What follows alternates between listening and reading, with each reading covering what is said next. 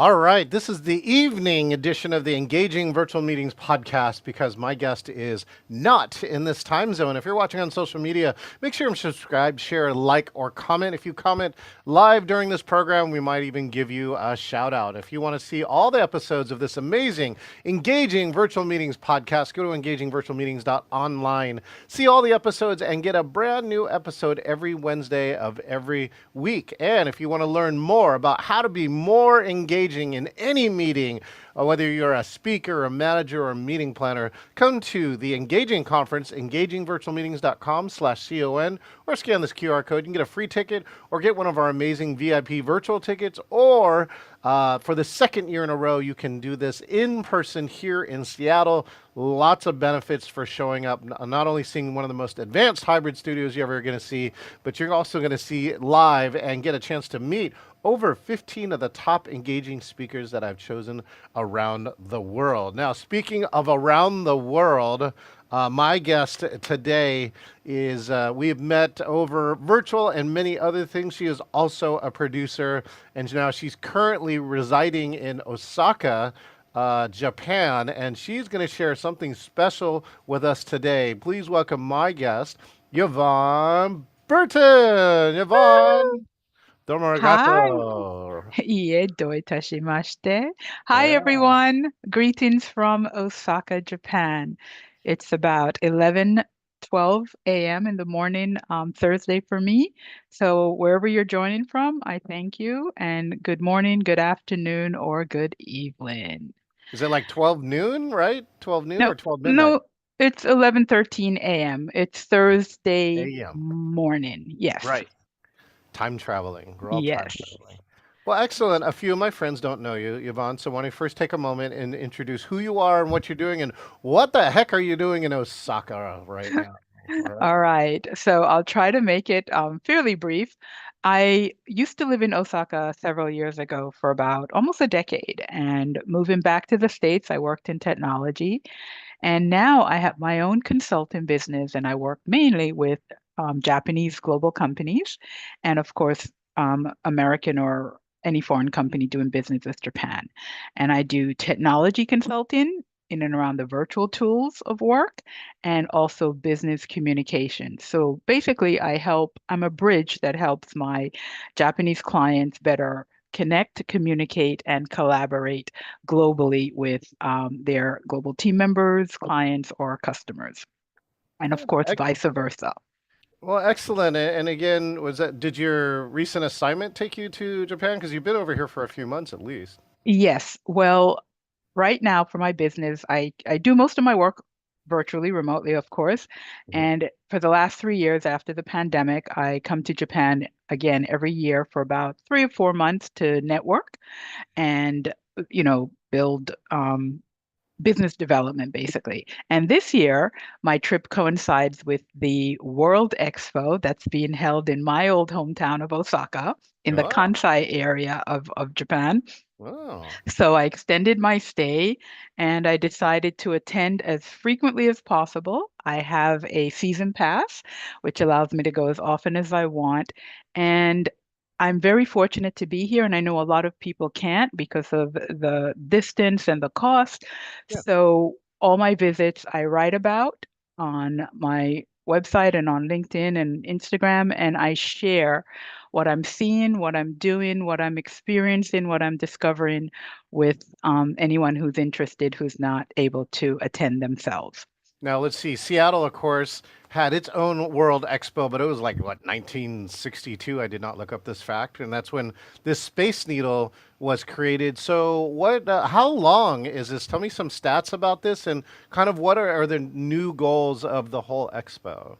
Okay, so a fun fact for those who don't know is Japan actually has hosted several smaller expos, but they also held a World Expo in 1970, which again in Osaka. So Osaka is very lucky to be able to do it again almost 50 years later.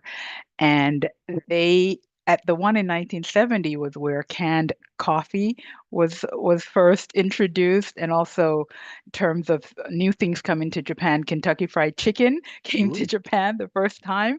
So things like that. And 50 years later, this expo is about designing society for future lives. So it's about sustainability. Mm. It's about, just having a healthier planet and society for all of us. So a lot of the theme is in and around that, and a lot of the pavilions and what you're seeing really takes that into account.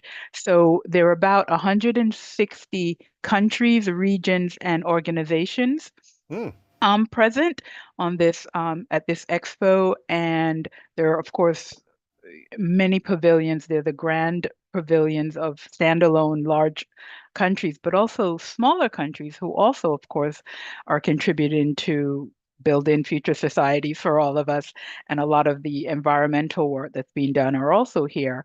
And they are housed in common buildings, they call them, where there's kind of a communal space Mm. for them. So there's about six of these buildings, and inside each one, there might be 20 different countries represented, each with a special area or a room that again is still a pavilion, but just on a smaller scale.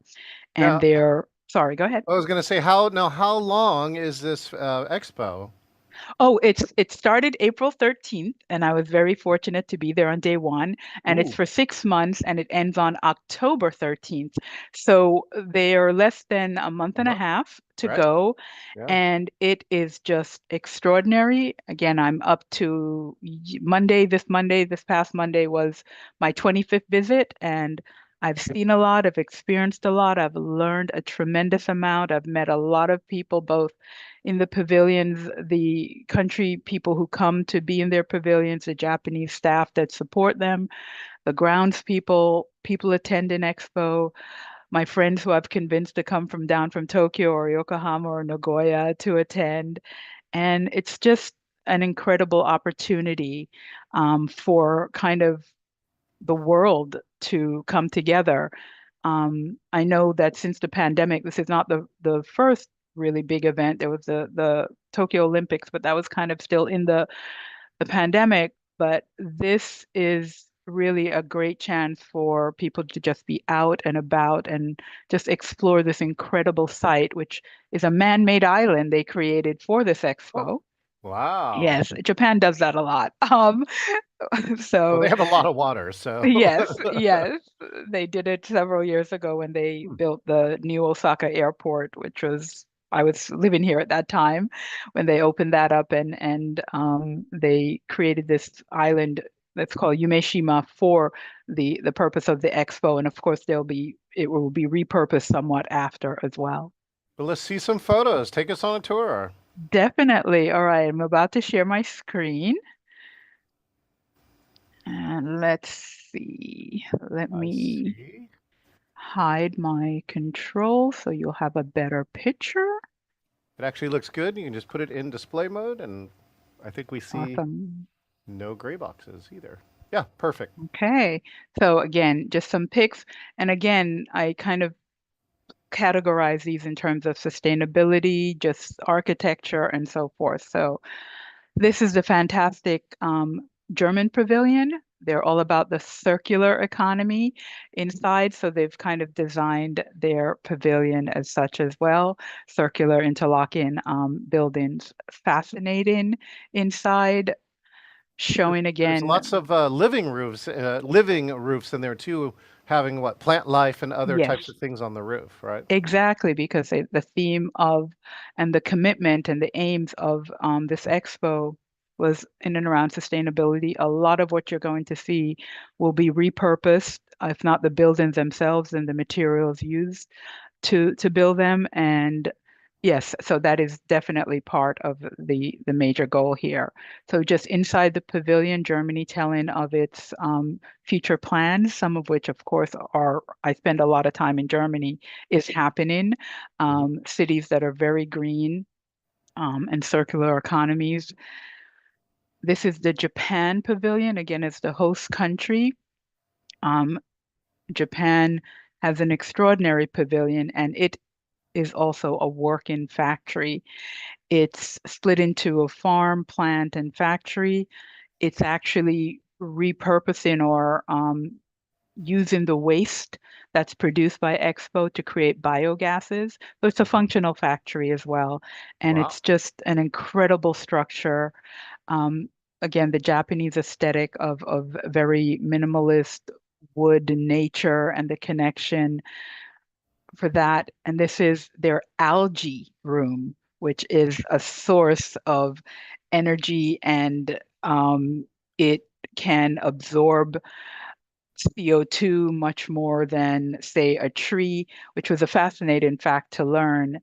Oh, So this is a whole room of tubes and water rolling through. It's quite spectacular to see it in person. I see. So the tubes are actual working tubes. They are circulating algae, and Yes. somehow or another they are using that to absorb both CO2 and creating oil, right? Well, not in this specific instance oil, but they're just showing on the right, you see that, algae can produce a lot more oil than sunflower seeds Hmm. and things like that. So, but yeah, this is their algae room. Have you ever tasted the algae oil? I wanted to check. No, but I'm sure I've eaten a lot of, I don't know, Seaweed. have I eaten a lot of algae? I think seaweed. That's somewhat, Yes. I don't know. But yeah, I'm sure it's delicious. Or it will be made to be delicious to take care of us in the future. That's right. This is the Brazil Pavilion, and their exhibit deals, very much with climate change and the challenges facing the planet. And they do it through this incredible visual display of either hanging or on ground level um, plastic formations of animals, plants, people, and through the color scheme that you see on the right, my right, the reds is showing, the issues, the danger, and then they go through colors. The green is starting to emerge as we do more to rescue our planet and so forth. So they tell a story with their visual display of the environmental concerns. And of course, with Brazil and the Amazon, they're very much focused on environmental concerns. Now, have you heard of these places in America called, I think it's called Meow Wolf? No, I haven't. They're like these gigantic buildings that have been taken over by multiple artists. And the reason why is it looks like some of these things. It is very, it's kind of chaotic, right? Not to lie, but they are definitely some unique and novel things inside of there. And so some of this architecture looks a little like that. Yes, yes, and it's just a very visual, almost visceral way of us being able to walk through it Hmm. and what we're going through and what we need to do and how we can turn this around. Kind of a color spectrum of hope and possibility. Hmm. This was in the Korea Pavilion, Hmm. and this part of it, in this circular kind of tube structure, we are asked to breathe, and then it goes through kind of a hydrogen fuel cell technology up to the ceiling, and this top picture with those little kind of sprockets, Hmm. the breath turns into, I guess, water vapors and becomes bubbles that float down from the ceiling. So at some point I could actually hold breath in my hands. And I thought, wow, how interesting. So they're not soap bubbles. Are the bubbles made from something, and do they pop in your hand? Yes, they're made from the breath that you breathe into these tubes and it Okay, goes through whatever technology upward. So all the got people walking through do that and you get to touch it. Yeah, it. cool. I have a Cool. video of that somewhere. It's really cool. So the architecture is one of the most impressive and Oh, incredible things about wow. this expo. So this is a Japanese company called Ida Group in collaboration with Osaka Metropolitan University Research and Development. Their pavilion, well, let me talk about outside and then I'll get to inside. So this structure is kind of a large, almost somewhat conical structure, and it's wrapped in a jacquard fabric design that's about 1,000 years old that they've Hmm. updated for Expo. And this pavilion holds two Guinness Book World Records. One is the largest structure. wrapped in this fabric. Hmm. And towards the right, you see kind of the outcrop, which is actually a fan. I can't, of course, I don't have a drone, so I don't have a picture from the top, but that's actually a fan, and that's where we kind of walk as we're going in. And Hmm. that's also the largest fan, a roof that's shaped like a fan as well. So those two records. And this is just visually stunning to look at. And once you get inside, another view of it, now under a bluer sky, which you really see the vibrancy of it.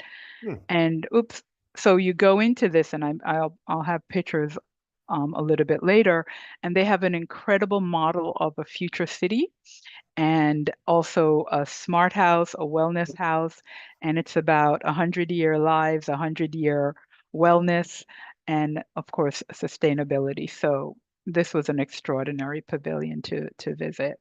Interesting. Yeah, it's beautiful. This is the Kingdom of Saudi Arabia's pavilion. Again, structurally magnificent, a series of several um, buildings that are interlocked and joined by open air courtyards. So, in the middle of the night, you can look up and see the stars from the courtyard as you're weaving through the different rooms of this pavilion. This is kind of like Saudi Arabia has lots of walls in their residences, but they're open air in the front Exactly. porch. Exactly. So these is a series of them, and as you walk through, all to get to the next room, so to speak, you go through an open air courtyard. And of course, they've imported date palm trees as well. So it's quite spectacular. Spectacular. This is Pasona, the company Pasona, and this is their pavilion. Also kind of forget a shell or a cone, Yeah, that's what it and looks that like. is Yeah. Atom Boy, Yeah. or what do we call him? Astro Boy or something in America. But inside this pavilion, they have what they call the natureverse. So in a structure that's a tree, they have it open and they show the layers of civilization and evolution and where we are, the rung on the tree where we are, and it's quite interesting. All right, it's Astro Boy, originally known as Tetsuwan Atom or the Mighty Atom, and it Adam, yes, is a Japanese superhero character created by Osamu Tezuka. yes. Cool. This Oh, is look at this. Austria's pavilion. So again, taking in the wood and the structure, it's curved, and those are musical notes, of course, Austria and its music. This is a stunning pavilion, both on the outside and the inside. China is, oh, one thing, Austria, 4 levels. So these are not just one level pavilions, most of them. A lot of them, shoot up to the sky, so to speak. So this is 4 levels. Um, It looks like there's next, some kind of like a patio or whatever, or oh something open yes, around that, like a oh roof. yes, that's the roof terrace, and right behind that is the restaurant, because a lot Mm. of the Oh. large pavilions have either a cafe or a full-blown restaurant, Hmm. as well, to share the food culture of the countries as well. So I was just at an event a couple of nights ago, sponsored by the Austrian Pavilion, and the reception was held, of course, in the rooftop restaurant where we could enjoy Austrian food and wonderful Austrian wine. China, imposing and outside and inside. It's an amazing pavilion, but just looking at it from the outside, this grand 3-story structure, Mm. it's just beautiful. It was it made out of bamboo or something Some of material? it, I'm sure, yes. Oh. Again, that wood and embossed in it, or the kanji characters telling stories. Amazing to look at. And when you walk in, they have characters kind of as a waterfall of words Yeah. coming down on the walls, depicting the characters and how some of them were formed. You see kind of the animal, and how from the animal the character, the kanji was created. Again, a waterfall of words. It's I can't, my description of it cannot do it justice. But again, I have to try because I know for the people who can't be here, I want to just share the magic, the sheer magic alone of it all with them and with our audience here. Singapore Pavilion, the Wow.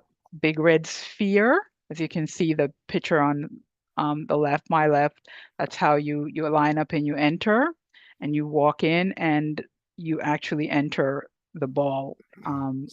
Looks In like scales, like semicircles or something. That is what it Yes, looks like. it's the design. But yes, it is as you can see. I have other shots. I have tons of pictures that really show the detail. But yes, that's how it's layered, and it's the big red ball. And it's the dream sphere because part of their exhibition again, Singapore nature, modern city technology. Um, Part of it is your dream. The dream for the future. So there's a section where you can create your dream and have it be represented in the part of the exhibit that's shown the ceiling of the globe, the sphere inside, which of course is like the sphere in Hmm. Las Vegas, say. Is So it all everything, video? Is it all video yes, inside? Oh, yes, yes. This part. yeah. Yeah, yeah, yeah. This is the stairway into Spain. Spain is right next to Oh.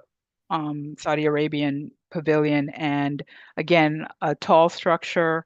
And you line up at the bottom right, and you walk up into it, and that opening is a stage as well, and the digital component. They show different pictures. There's also a stage where they host performances. You can watch flamenco music. Hmm. So you walk up into it, and at night when it's Oh, lit, you're wow. walking up into, isn't it amazing? Yeah, It's well, yeah, you especially when you have that many LED screens and then put bright colors inside of yeah. there. Although I was saying on the architecture, I do like the blue lines that are on all the stairs, but it feels kind of either Asian, right? Either Chinese or Japanese in culture, and not as Spanish. I don't know if that was intentional or not.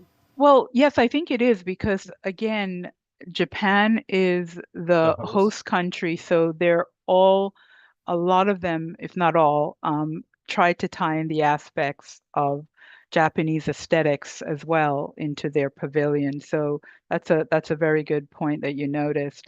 And I learned a lot of things, and one of the things was the countries that really have really deep, deep roots and connections to Japan. So yeah, that's all intentional. Hmm. It's another view of it. Down on the right is the entrance into the restaurant part, and of course up the stairs is into the main body of the pavilion.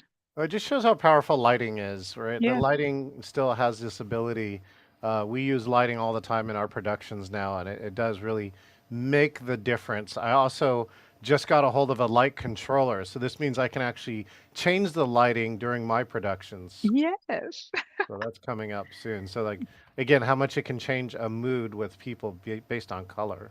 Yes. And it's just so inviting. And again, you look at this and it's Spain, it's yellows, it's reds, it's Yeah. vibrant Hmm. and very, very inviting. Hmm. Oh my, okay. This is Azerbaijan, which Yeah. structurally, just looking at it, is amazing. Do I have a night shot? Night, it's lit and it's beautiful. I Is it haven't, made out of wood? yes, a lot of, there are different materials. I haven't been inside this pavilion yet because the lines are very long, but it's definitely on my list. But just looking at it from the outside, and those brown figures are statues that actually rotate, like dancing women. So it can be wood, metal. There's a lot of combination of materials, I'm sure. Hmm. France, on the left, my left. This is the French pavilion, which was actually designed. I just talked about this morning in my Expo Talk number 5, LinkedIn Live. This is was designed by a Japanese, New York-based Japanese architect. And it's really spectacular once you go in. Again, another multi-level pavilion.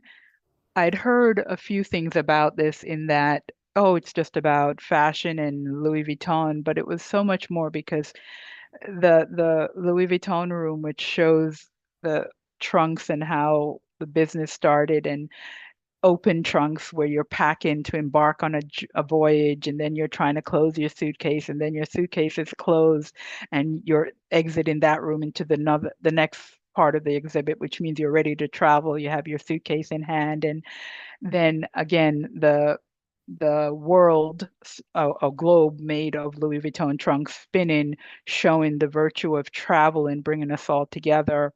The fashion room, not just designers, but the history of clothing and how it made us more mobile, more free, how different fabrics created to the development of Hmm. society as well. So it's much deeper level than just Louis Vuitton trunks and fashion. Is the red now, is that actually a light or is that just a red chain on the statue? It's just a red chain. It's not a light. Okay. And I Okay. think it's to secure them. The bottom right is Turkmenistan, which is when lit up at night, I'm pretty sure you might be able to see this from space. It's grand, it's fantastic, and just vibrant and colorful. And inside, again, the digital marketing, the digital imagery showing the history of the country, its sustainability efforts, its commitment to development, its resources, just spectacular. And above is, of course, Czech, which is it's a spiral, three-level structure, which is beautiful again from the outside. Yeah, see, I had to look up. Turkmenistan is a landlocked country in Central Asia bordered by Kazakhstan, Uzbekistan, Afghanistan, Iran, and the Caspian Sea. Wow. Yes, So I have not really located this area before. Okay. neither, but I tell you, they are representing themselves greatly on the expo grounds of this pavilion. Hmm. Oh, I'm going the wrong way. This, Turkmenistan actually possesses the world's fifth largest reserves of natural gas. I did not know that yes, either. yes, and you can see that reflected in this grand structure. Hmm.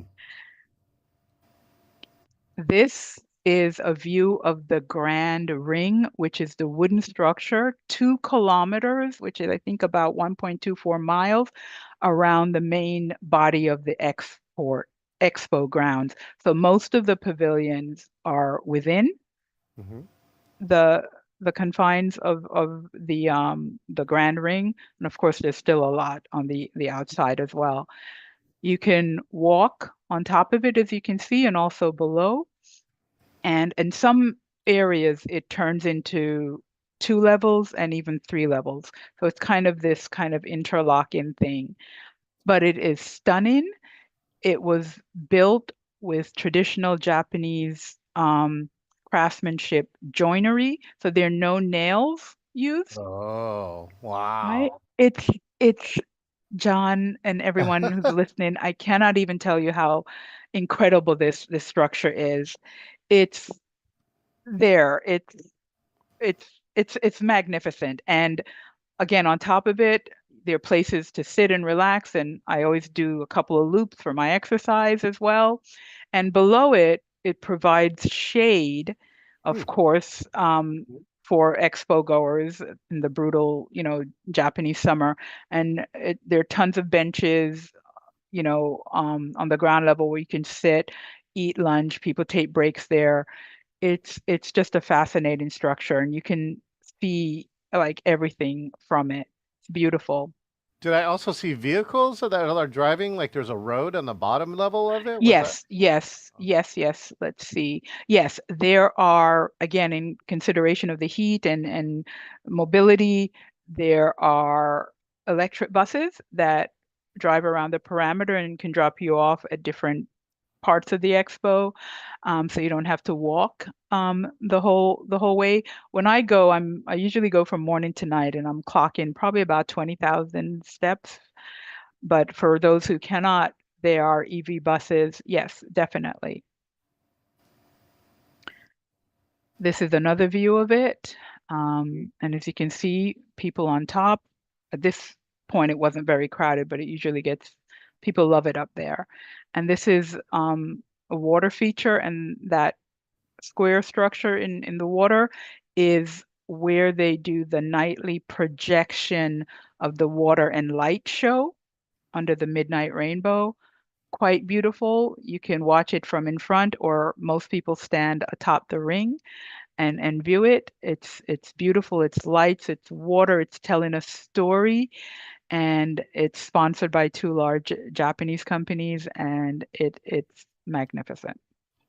Now, do you know my friend? Was it James Bishop, who No. lives in Taiwan? The reason why is he's also licensed or trained in the United Nations Sustainable Development Goals. There's an actual game you can play, right, to figure out actions you would need to take to achieve some of these Sustainable Development Goals that the United Nations has declared. Oh, that's cool. I've again, I've learned a lot about that, the SDGs, and again, the goal of this, the aims of one of the aims of this expo, of course, is to fulfill and keep in line with those goals. This expo is one of the most sustainable, eco-friendly, inclusive, again, the aims, and I think from what I've seen, they're certainly fulfilling that. There have been challenges. Nothing is perfect. Nothing on this large a scale is. But when their problems have arisen, they've addressed it as easily and quickly as possible. And just from walking around, the inclusivity, the making sure, the mobility, wheelchairs, scooters, electric carts that are available for everyone to use. So they're really walking the talk of sustainability and inclusivity and eco-friendliness in all of this. So this is my favorite shot of the ring.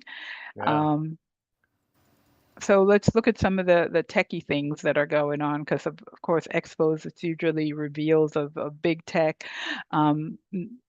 Flying car back 50 years ago. There's sort of one here, but it have been challenging.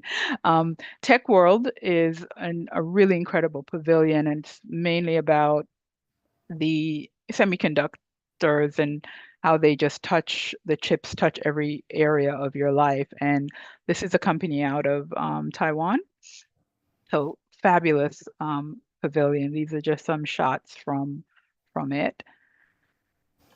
This is Gundam, and left side, my left is me and my sister, who still lives here. I live here, and when I lived here, she came, and my last year, and she's still here. And um, so her first visit to Expo was on July 22nd, and just showed her around. And of course, she loved it. And this is in front of Gundam, which is a very famous kind of robotic Yeah. structure here with this company. Very hard to get in the pavilion, but the this robot in front is just where everybody takes their pictures, and night, day, Gundam is just viewed from all parts of Expo, and it's quite magnificent.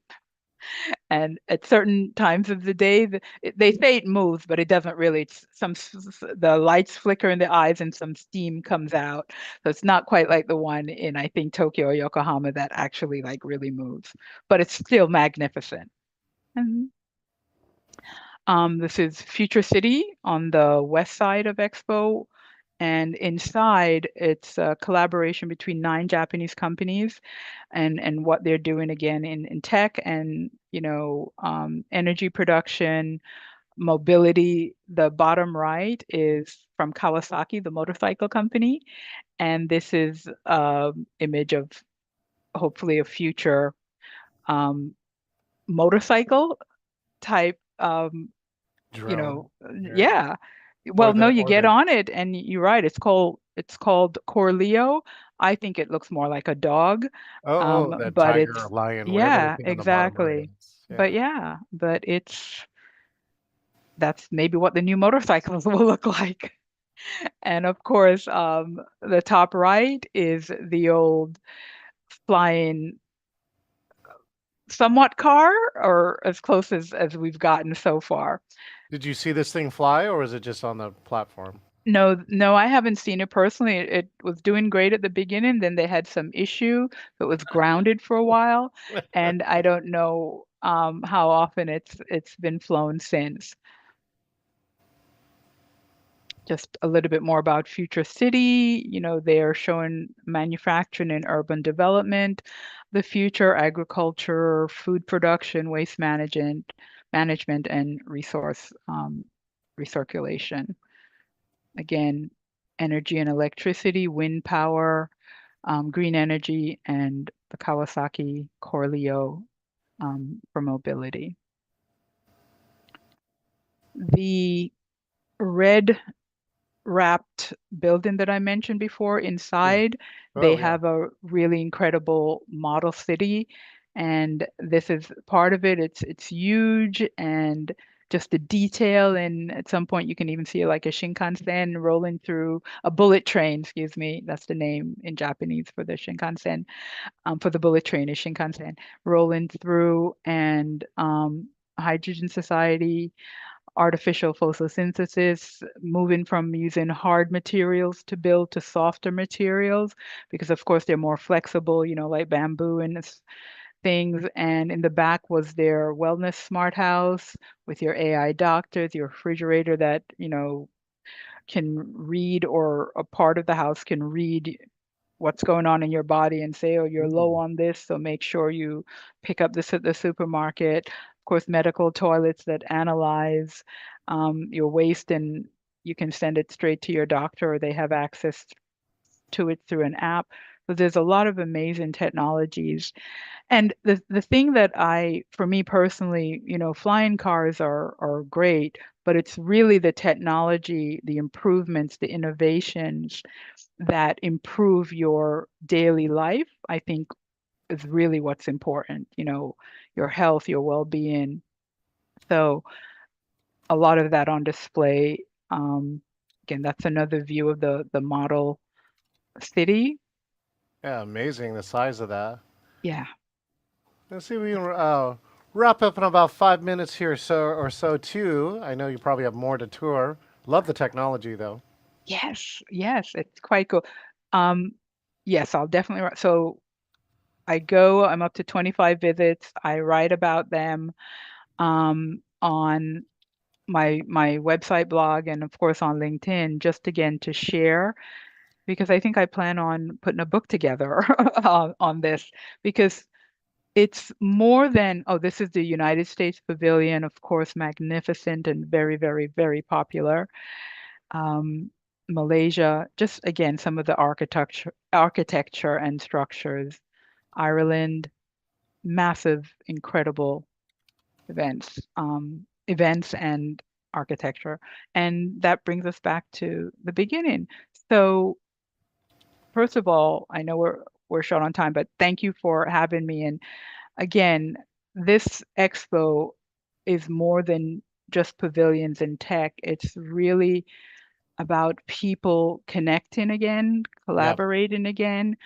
The countries that, although I've been blessed to travel widely, I haven't been to a lot of, say, the Arab countries, but to see them here and to connect and talk to the native peoples that are here with the pavilion, and see that they're just like us. They're people who want to share their culture, who are proud of their history.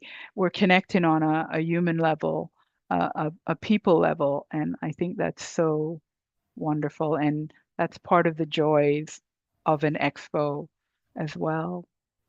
Well, one of the things we got to do on my birthday was that we got to visit the Bucks Institute of Aging, which has some of the most latest research on aging, anti-aging, how to extend your life.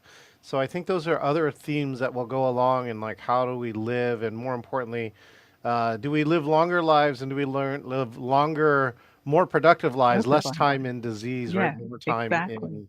in quality of life. So Exactly. And there is a definite focus on that here at the expo as well. The Osaka Healthcare Pavilion, a yeah. section of it houses smaller startups that are showcasing their innovations for, health and well-being as well. Well, Yvonne, what's one of your personal takeaways from visiting the expo? Like something you either will focus on or do or didn't know about?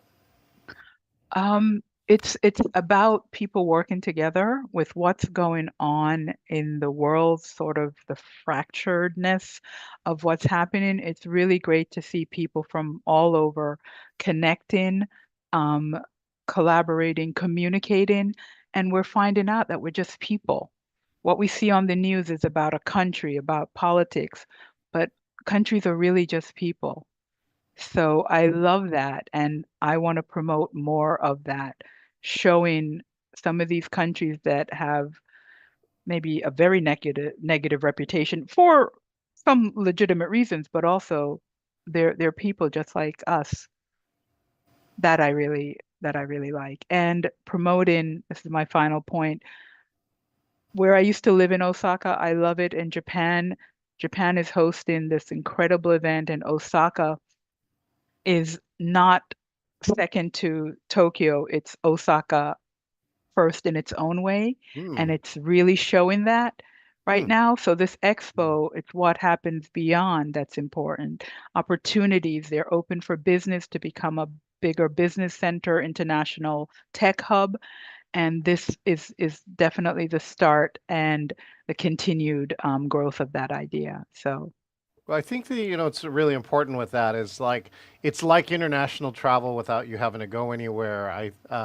Things that I did when I visited Saudi Arabia, it was amazing the number of people in Saudi Arabia who asked, "What do Americans think of us?" And then when I came back, right, it was Americans saying, "What was Saudi Arabia like?" yeah, And I think the more that I quote this book all the time. There's a book called The Anatomy of Hate, which is it documented 10 people who were members of hate groups who rescinded the hate groups, and all 10 of them had in common that they made a friend.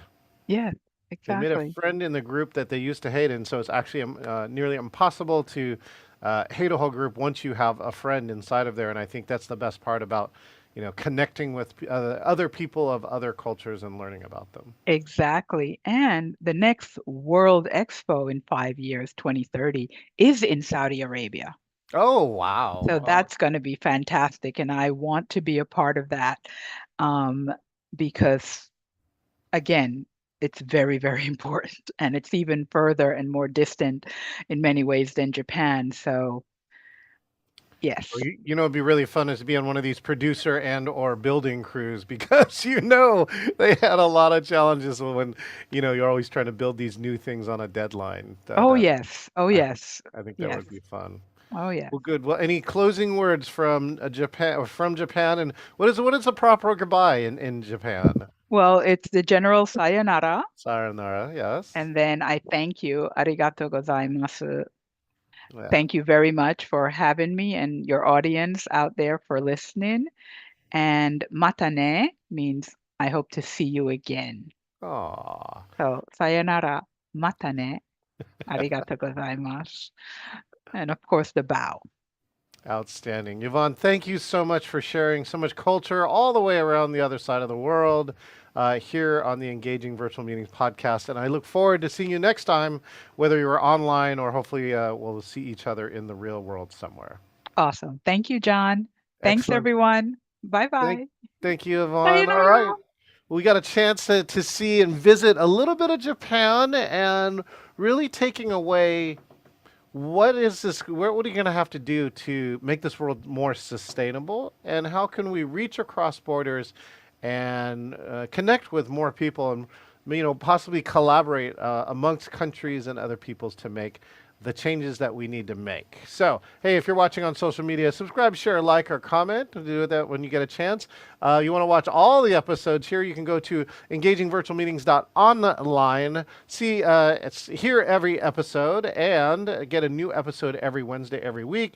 And if you want to learn how to be more engaging in this world, you can come to Seattle or you can come online to engagingvirtualmeetings.com/CON to the Engaging Conference this year, October 28th through the 30th. you. Scan this QR code, get a free ticket, or buy one of our VIP tickets. And I got to tell you, the lineup is on there. Make sure and scan this code. Check out the lineup. We also have Hall of Fame speakers and one of the only 46 Cavett Award-winning speakers in the world at our conference, in one of the most technically advanced hybrids in the world. And last but not least, if you want to be like Yvonne, go to engagingvirtualmeetings.com/meet select interview, and you too could be the next guest here on the Engaging Virtual Meetings podcast. Sayonara, and we will see you next time. Sayonara. Going star people and keep cool people. Show you got heart. No